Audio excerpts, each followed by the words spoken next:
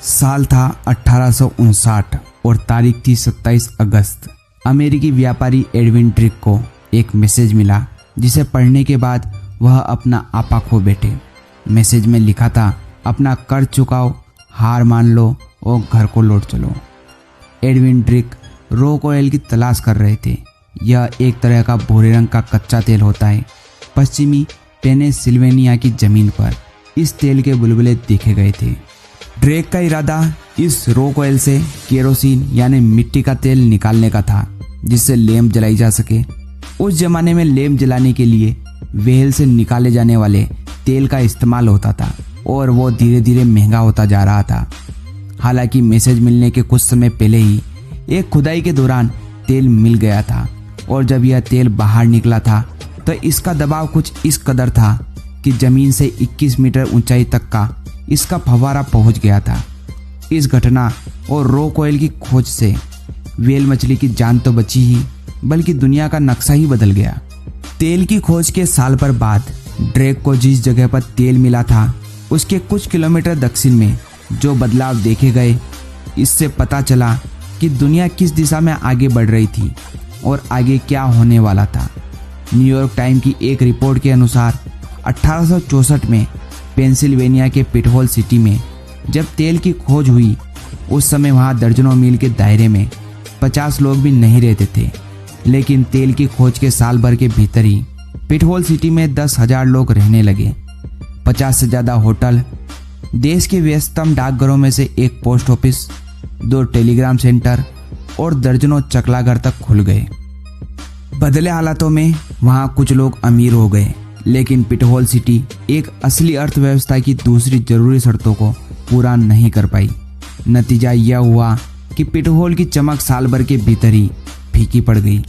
पिटहोल की तेल पर निर्भर अर्थव्यवस्था जोर नहीं पकड़ पाई, लेकिन तेल के लिए हमारी प्यास बढ़ती चली गई।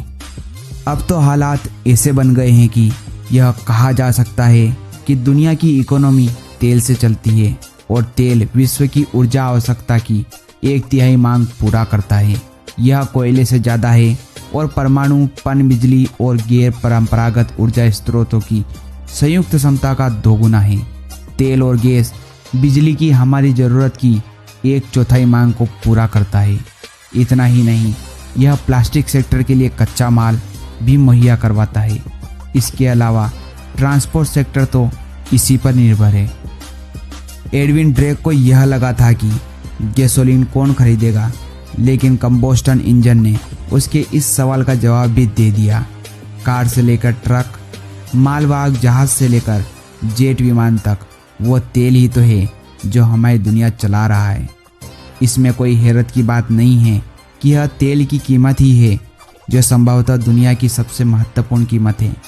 साल 1973 में जब कुछ अरब देशों ने कुछ समृद्ध देशों के लिए तेल की बिक्री पर रोक लगाने की घोषणा कर दी थी, तो उस वक्त महज 6 महीने के भीतर ही तेल की कीमतें $3 प्रति बैरल से $12 प्रति बैरल तक हो गई थी।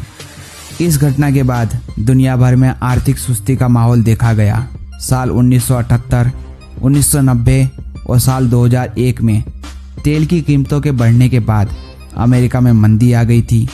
कुछ अर्थशास्त्री तो ये भी मानते हैं कि तेल की कीमतों में रिकॉर्ड बढ़ोतरी ही साल 2008 की वैश्विक मंदी की वजह थी। हालांकि इसके लिए बैंकिंग संकट को जिम्मेदार ठहराया गया था। 1951 में इराक सरकार ने तेल कंपनियों का राष्ट्रीयकरण किया।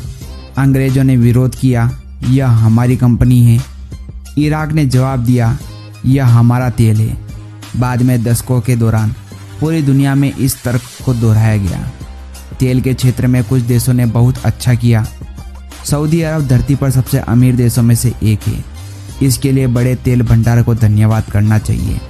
इसकी सरकारी company Saudi Aramco Apple, Google, Amazon से भी अधिक मूल्य की है।